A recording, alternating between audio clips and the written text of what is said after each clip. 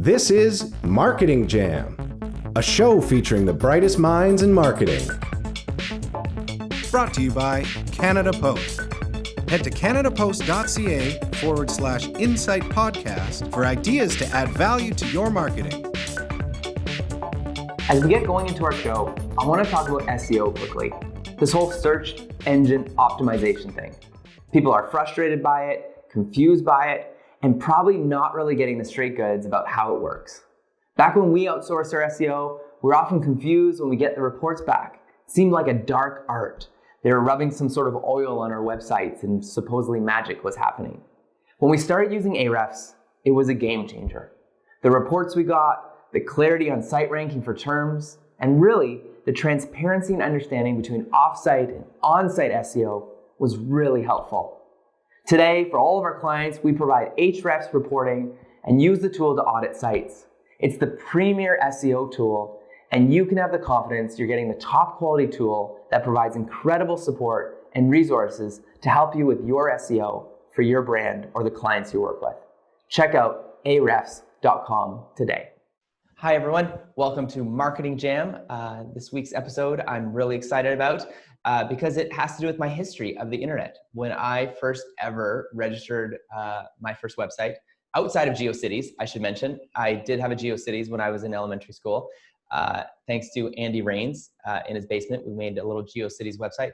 But since then, when I became more of an adult and actually registered a website, I went to GoDaddy to register my website. And so it's kind of bringing it back full circle here to have someone from GoDaddy on the show. And so I look forward to learning from her and seeing what she has to say about branding and websites and the internet and the Toronto Raptors on the show today.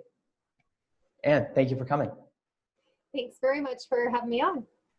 So, and thank you. Yeah, I'm excited too. This is so special for me, being that all the times and years I've spent on GoDaddy, also even just purchasing random domains that I thought one day someone would like to buy from me. That never did happen. I don't have that story of I bought this domain and someone came to me and wanted to buy it. But Anne, why don't we start with you? How did you get to where you are? How did you become, the head of Canada for GoDaddy? So I'm a longtime marketer. I mean, I think it started when I was in high school. I wanted to get into marketing, and my path has certainly been a lot of marketing before I sort of became the country manager of GoDaddy. And so when I was when I graduated from university, times were, sort of a little bit tougher, and I didn't get a job in marketing. It's what I really wanted, but I ended up working for Microsoft in customer service. And at the time we were all full-time employees, and we sat in kind of with the sales and marketing teams. And, I spent a year and a half learning a ton about the company and just answering calls from customers and learning. And I took a lot of my learnings that I got from calls, and I would go to the marketing team and I'd say, here's some insights, or here's something I created to help us figure out like what the different databases do. And stuff like that. And so the marketing team got to know me, and when a role opened up for a product manager, I was able to move into that role because it sort of created some advocates for myself within that group.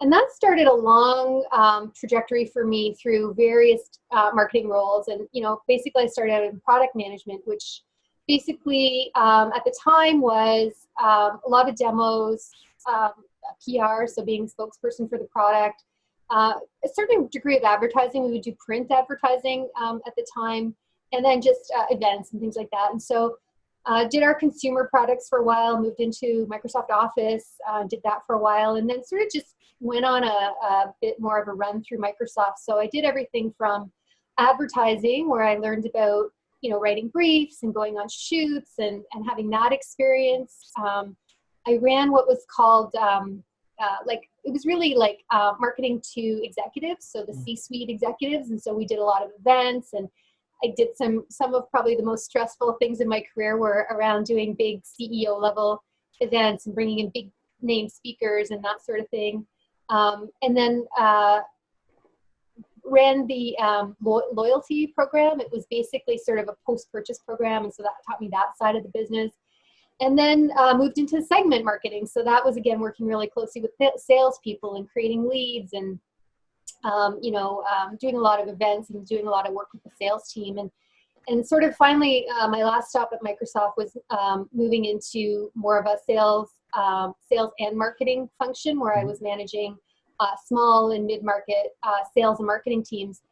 And it had really been my first time in my whole career at Microsoft, having worked with small business, and I really liked it. And I really, really liked, small business. And I don't think I had an appreciation at the time for, the fact that they're really like the backbone of Canada, and that, there's millions of small businesses here in Canada, and they're doing incredible things. And so I really got it in my head that I would like to do more work with small business, either maybe by becoming a small business owner, but ultimately moved over to GoDaddy, where, our whole focus is on the micro small business, like people that are, solo shops, or maybe just have a few employees. And, that's really the whole raison d'etre, I guess, for GoDaddy. And so when I came on board back in 2015, I was the first marketing director that we had in Canada.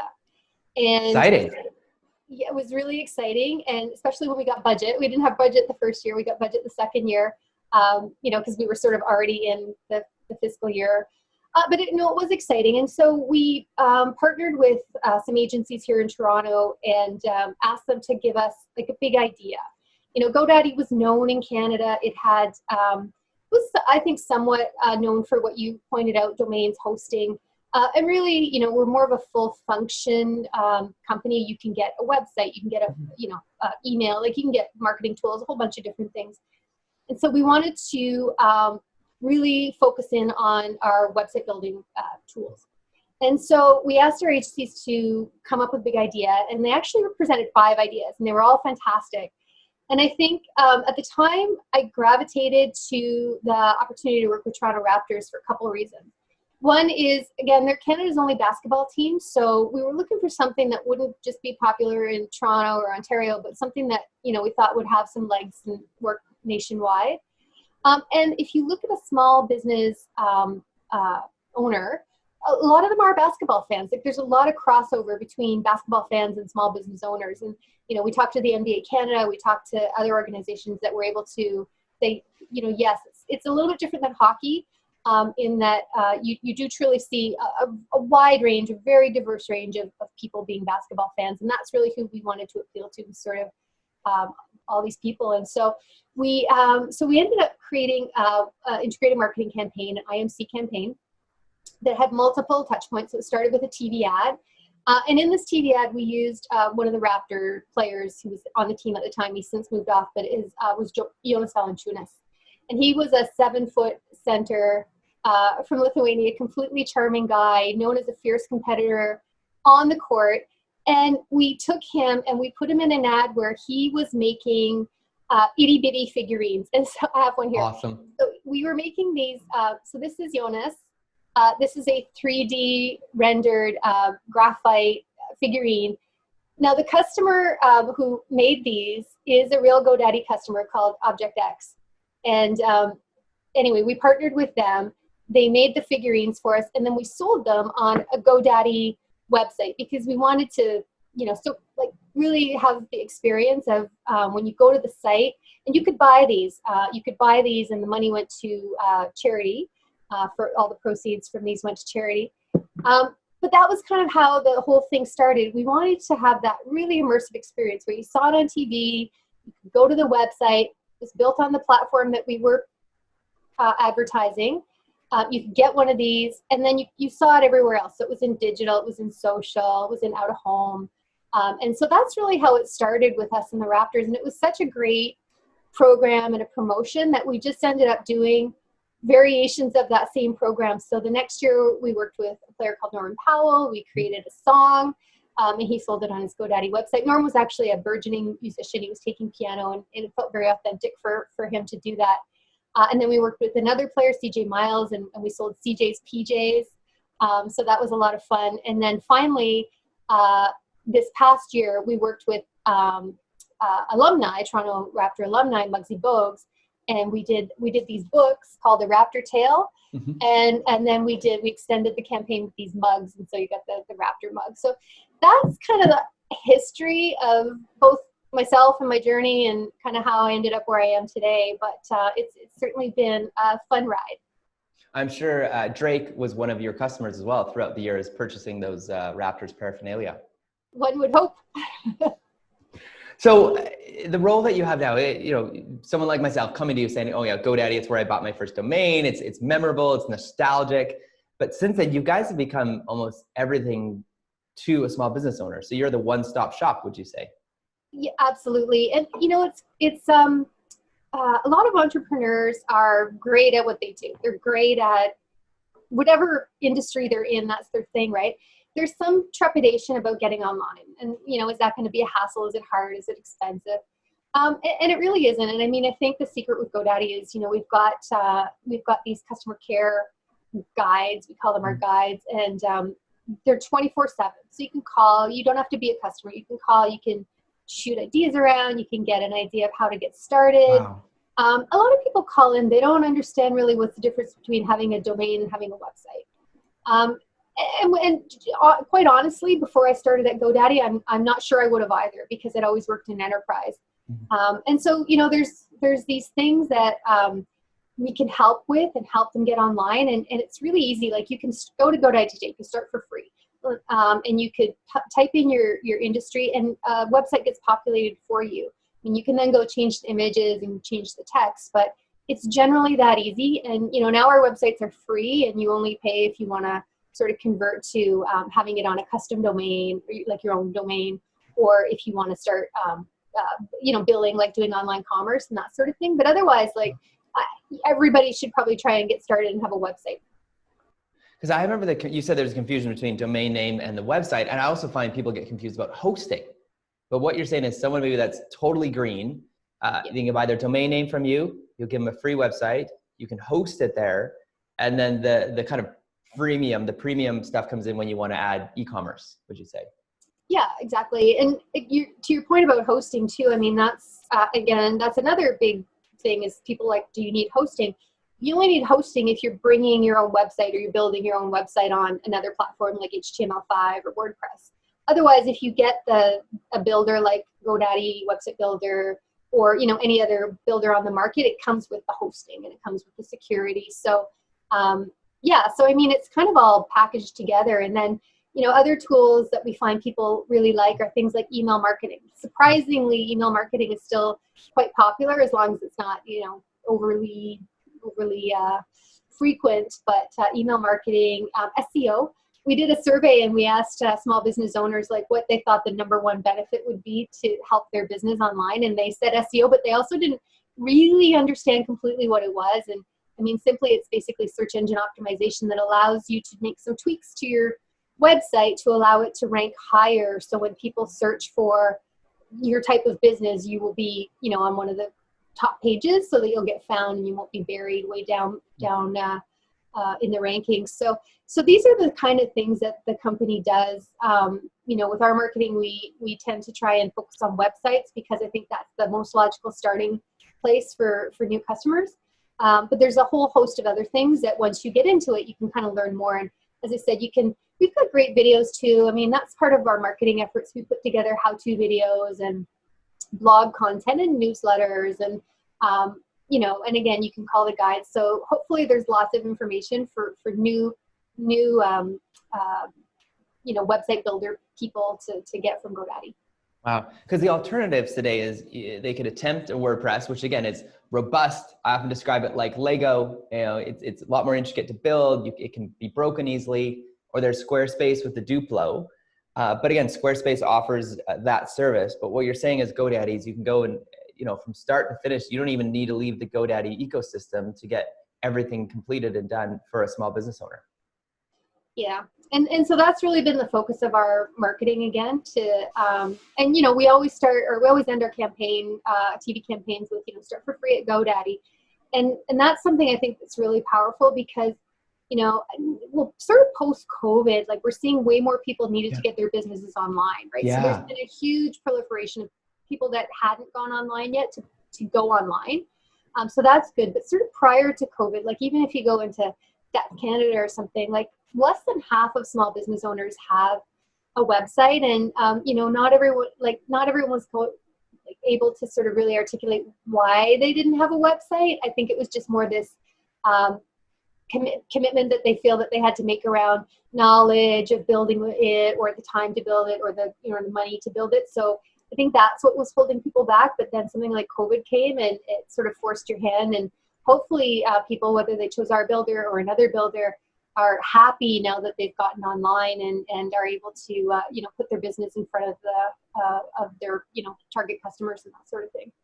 So one of the things I found with small business owners is that they got stuck in a scary contract with an organization that started to do websites, and they were stuck there, right? And they kept getting upsold and upsold, or they didn't really know what was going on.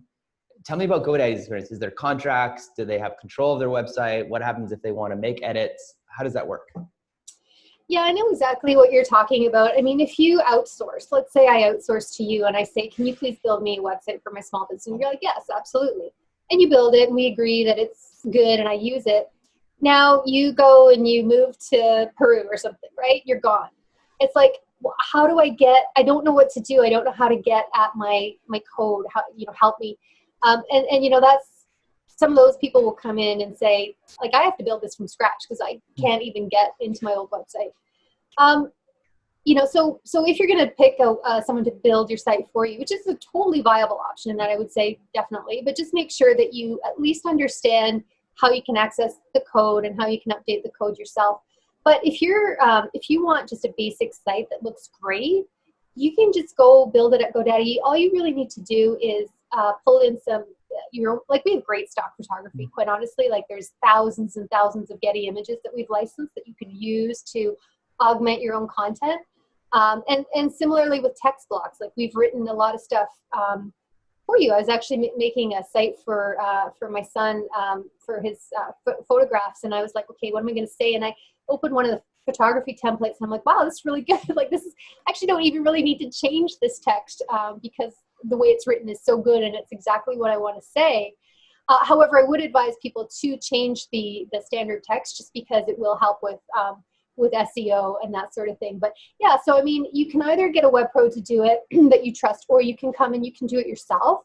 And it is so much easier than you think. We actually did a campaign with our agency a couple of years ago called, what was it called? Anyway, it was something about build your site in an hour, and people would tweet, just in the world, they would tweet out ideas like, I wish there was meatball flavored or meatball scented soap.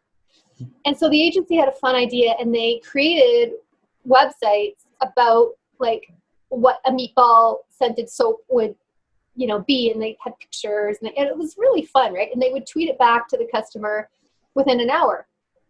And we did about 20 or 30 of these different websites, just to show people in the world, like, if you think it up and you put it out there, like, we will find it, and we will actually build a fun little website for you and tweet it back. It was actually a really fun campaign, but the purpose of it was meant to say, you can have, like, from ideation to completion of a pretty decent looking site was in an hour. So it was really fun. That's amazing. So someone who does B2B campaigns, outreach marketing, you're looking for those small micro business owners, entrepreneurs, startup phase, just getting started. How do you find them? Where are you finding the best kind of trends and results?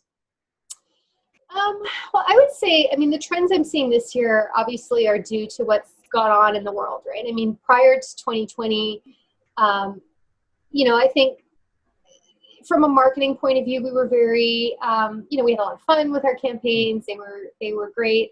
And now with COVID and with kind of like civil unrest and some of the things that we've seen, we changed our marketing. I would say we were on our way there anyway, but it's really, really about authenticity, transparency. I mean, these are some of the hallmarks of things that we're bringing into our campaigns. And so I think with people feeling somewhat overwhelmed with what's going on in the world, they crave simplicity, they crave uncluttered experiences. So if you go to check out online, you want a really frictionless experience, and you want transparency. You want to know what the price is going to be next year.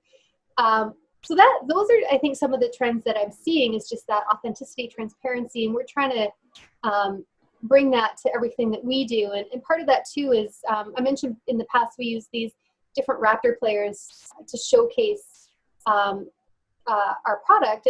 And the reason we chose these players was because, they weren't an expert in website building. They were an expert in basketball, and, they had this sort of fake side hustle, which we wanted to show, hey, anybody can do it. You don't have to be an expert.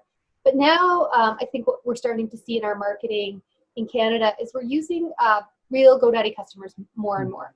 And, we have so many customers in Canada. We're in a privileged position to be very large in Canada. We have tons of customers. And a lot of our customers really love GoDaddy, which is great. They love our care. They love our products. And so it's not hard to find spokespeople amongst our customers that are willing to, go out on our behalf and talk about the experience. But beyond that, they're talking about, we do a series called Moguls in the Making, and it's on YouTube and it's in our social.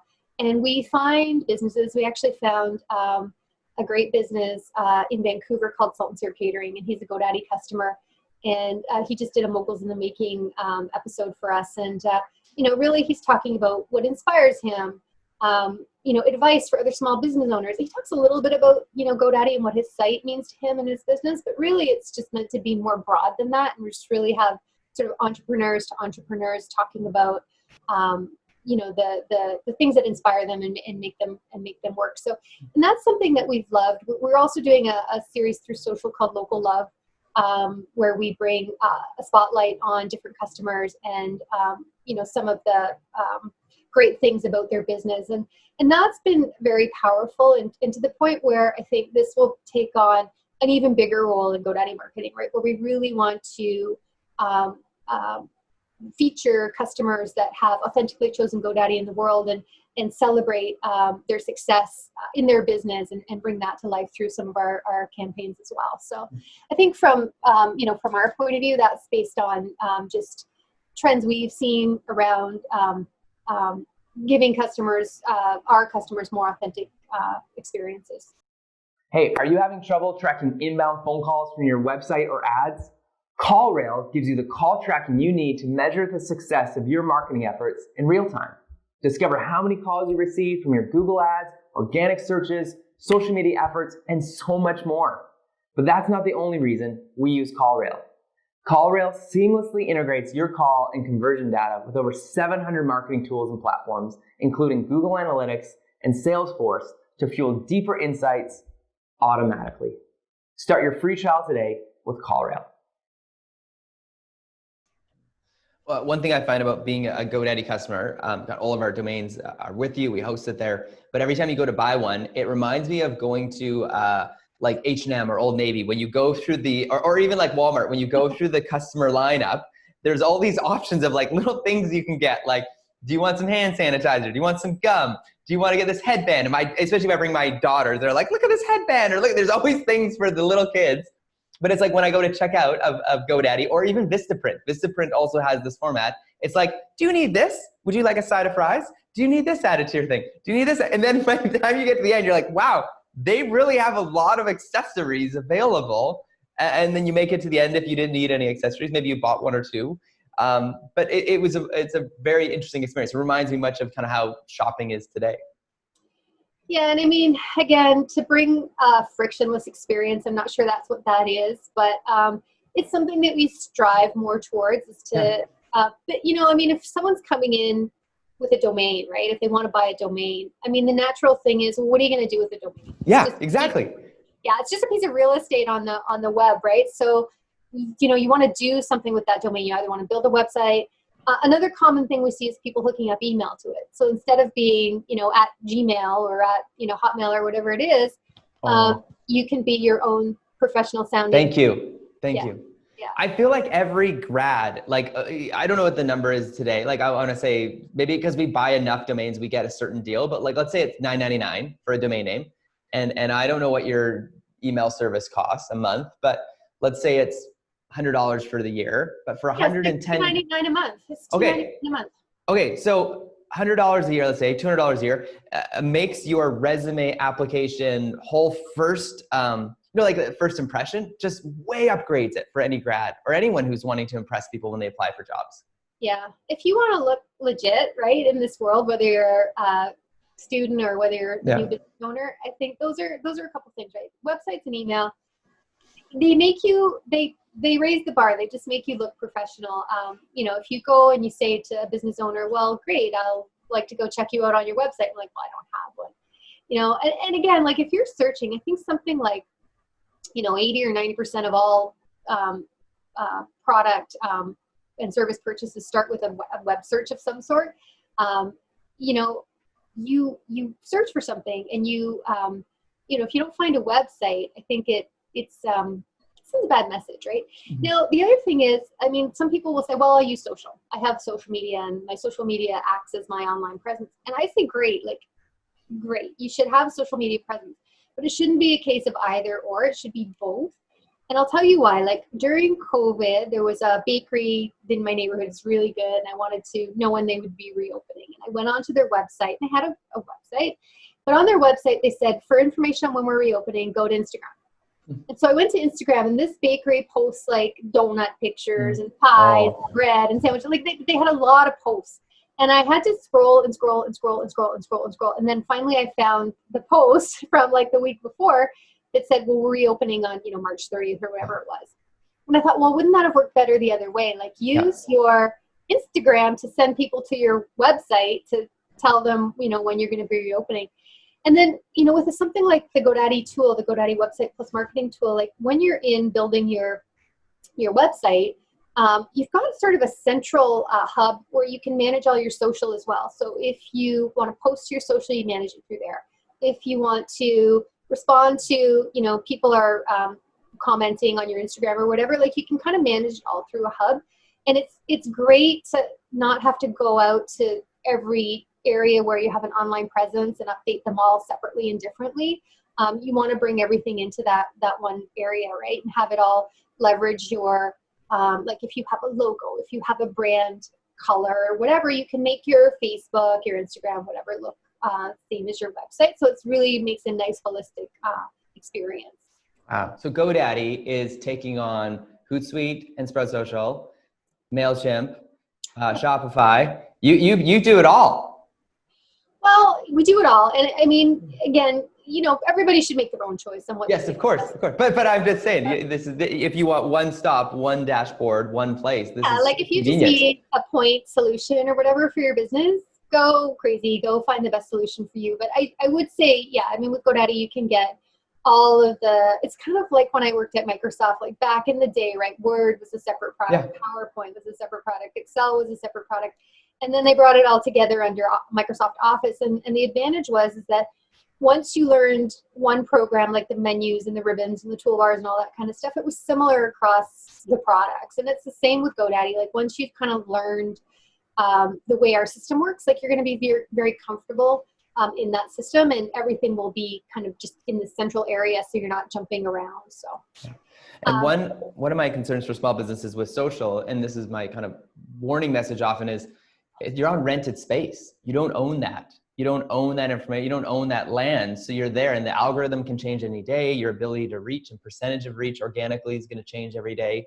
But if you can get them to your website and get them to sign up for your e-newsletter, you own that email address. Yeah, you own that whole experience with your customer too. You control your branding. You control how it looks, what you want to say. People aren't boycotting you and that sort of thing. So, I think it is really important for people to have a website. So, Anne, I got to know, being the Canadian rep, I've worked for organizations that were American and then asked me to kind of represent them in Canada. What are you seeing today is the biggest differences between marketing to Canadians versus marketing to Americans? For me, it comes down to just understanding the Canadian sensibilities. That's why GoDaddy put a team on the ground here in Canada. We were always here. We're a cloud-based company. You could go on GoDaddy.com and buy whatever you wanted. But, the reason that they put the team in Canada 5, almost 6 years ago now is so that we can speak to Canadians in the way that we feel will work for us in Canada. And part of that is through the use of, we use humor in our ads. We use Canadian recognizable, icons in our ads, like Toronto Raptors. It's just been, again, as a cloud-based company, you want people in Canada want to buy from people in Canada, that's for sure, right? And so, having a presence here, establishing ourselves, partnering with other great Canadian organizations to make our presence more Canadian, featuring Canadian customers and highlighting them. That's all so important. And I think GoDaddy is really great at letting the teams outside of the US figure out what they need to do for their market. So we've got that, you know, a lot of, and I worked for an American company too before GoDaddy, where it was a little more structured, where it was a little more like, here is the global campaign, and you know, you ran that global campaign.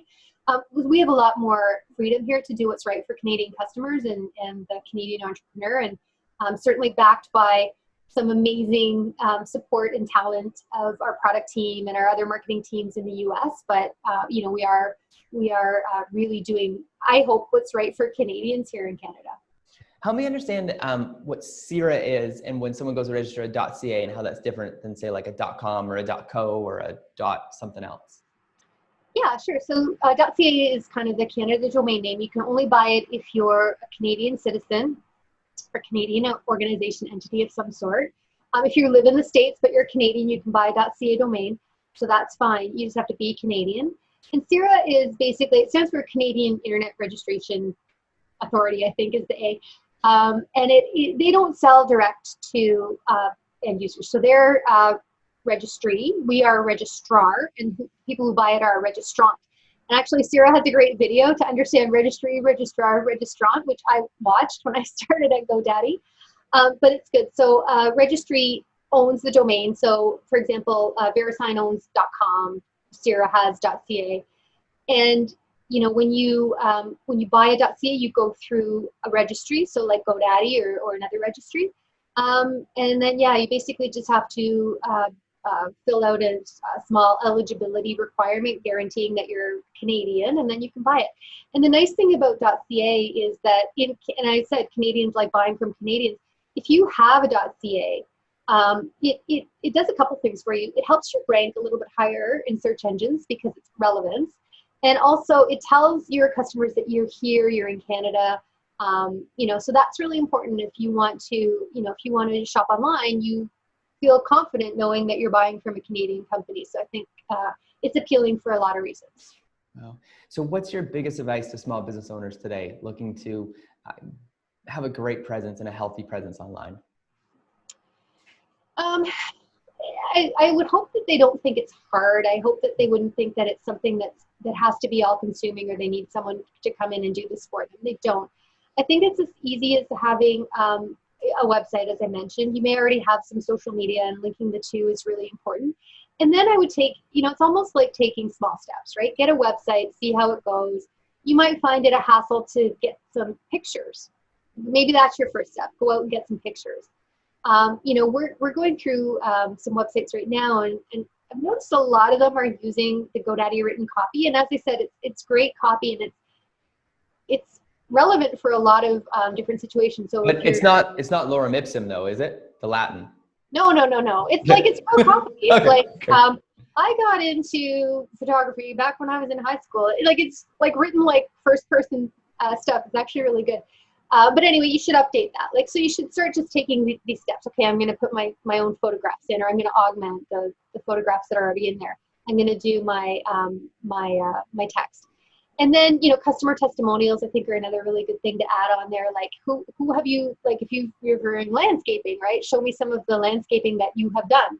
Show me some reviews that customers have given. So you can start adding these things, and then you can get, you know, now I'm going to SEO optimize my site, or maybe now I'm going to add online appointments or online selling. So you don't have to start like with the world all figured out. You can start, you know, slowly get into it, build a site for free, go, that wasn't so bad. You know, now what are my next steps, and sort of map that out. And, you know, there's different things like email marketing, as I mentioned, as a really common one for people to sort of get into as a next phase, optimizing their site. And then, you know, again, you can use your site for different things like, hey, we're having a sale, or, you know, I would just make sure that if you're doing things like that, like when I was looking for a dog, I went on a whole bunch of websites, and it's like, we're, you know, having puppies in the spring of 2011. I'm like, like that was several years ago. So, you know, you just want to make sure that your content is updated. So just don't bite off more than you can chew, right? If you're going to put a lot of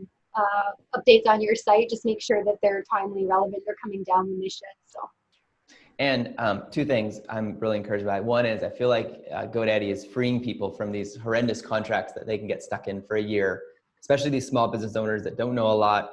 And I hear story after story. BIV actually did a great story on this as far as what happens to these small business owners who get locked in these contracts and they can't get out. And and that's kind of the web is supposed to be so liberating and democratizing the business. And so thank you for that. And secondly, I love that you have an option for those that don't want to remember all of their passwords, all their logins. They can go to one place, get to know the dashboard, have one username, one password, and they can find everything they need.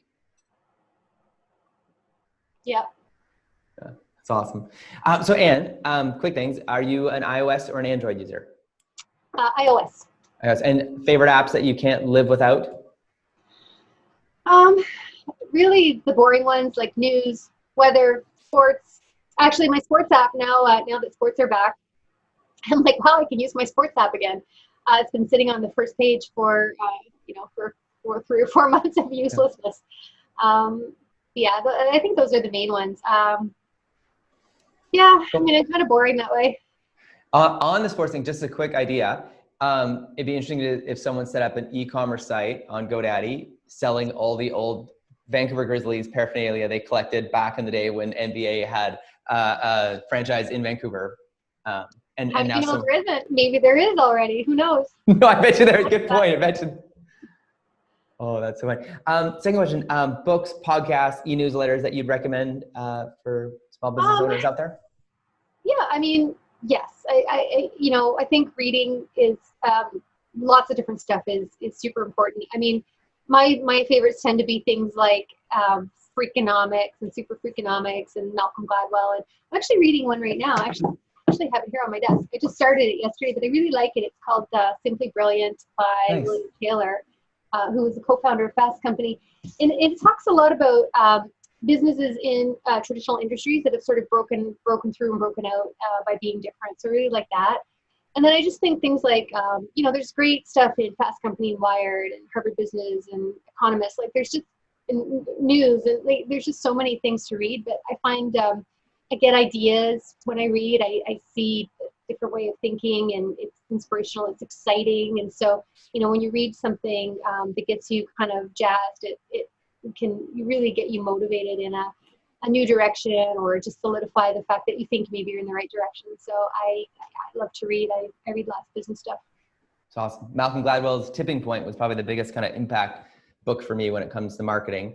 And his revisionist history. And TED Talks are good too. Oh, TED, yeah. I watch TED Talks all the time, and I find with TED Talks too, like you might start off at maybe I'll watch something on entrepreneurship. Well, that's interesting and relevant for my industry. I'll watch something on entrepreneurship. And then it will sort of, it's kind of like YouTube. It'll recommend different TED Talks for you and you'll all of a sudden be down a path and you'll be on something like World Health or, but anyway, it's super interesting and it exposes you to a whole sort of variety of different kinds of thinking. So I love watching TED Talks too. That's awesome. And any closing thoughts, remarks? No, I would just say, for the marketers out there, just one of the things that I found really successful is just saying yes, more than I say no, and just being open to stuff and just really understanding, when I work to bring new campaigns to life or ideas to life, it's an iterative process. We sit down with all our agencies. I meet with all my agencies every week on Friday, and we have great discussions about the future of GoDaddy and where we're going and what we're doing. And we encourage everybody, regardless of their level, to be a contributor, a voice at the table. And, for me, it's worked out really well because I think we've brought powerful, campaigns to life just by having sort of this weekly sessions with the agencies. And certainly when COVID's over and we can all see each other in person again, I know we'll all really look forward to it. But then we also do maybe a couple times a year these fuller day sessions where, nothing's really off the table. We have an agenda, but it's really just about, what can we do next? It's quite exciting and quite fun. And I need you to pass the message. Whoever's running your social and doing your LinkedIn company page is doing an amazing job. It's probably one of the most active, engaged company pages I've seen on LinkedIn. Great. Thank you. Yeah, that's awesome. And it's been a pleasure to have you. Thank you so much. Everyone, this is Anne from GoDaddy. I'm sure you've been there at some point in your career as a small business owner, as an entrepreneur, as a marketer. Inspiring stories, great things coming out of GoDaddy. I've been very enlightened and amazed at all that they have to offer for all of those people out there. So if you've got a friend, family member, colleague, maybe even a client that is looking to get an all-in-one solution from registering all the way to email marketing to SEO, it sounds like this is a really great solution for Canadians out there. So thanks again for joining us this week on Marketing Jam, and we'll see you next week on the Jam.